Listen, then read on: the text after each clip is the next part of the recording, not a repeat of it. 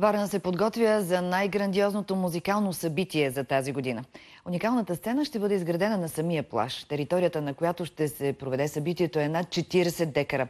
Повече сега от Нивелина Няголова. Здравей, Нивелина! Здравейте, намираме се точно на южния плаж, където очакваме всеки момент да започнат да пристигат тировете, които ще доставят отделните модули, с които ще бъде сглобена сцената. Иначе самата сцена е колосална със своите размери.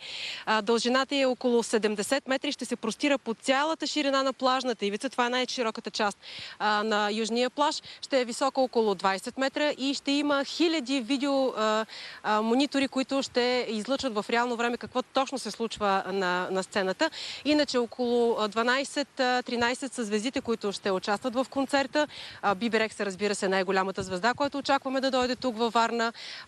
Българските певци Поли Генова, Дара, Кристиян Костов, както и други, също ще се качат на сцената. Иначе контролът ще бъде изключително строг, когато дойде деня на големия концерт. Ще има 2 пропускателни пункта и самия концерт ще започне някъде по обед и ще завърши късно вечерта.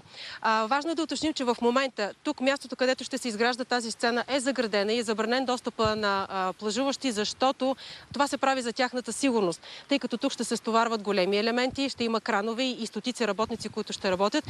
В момента наистина достъпът тук до южния плаж е ограничен, но това се прави заради сигурността на самите хора.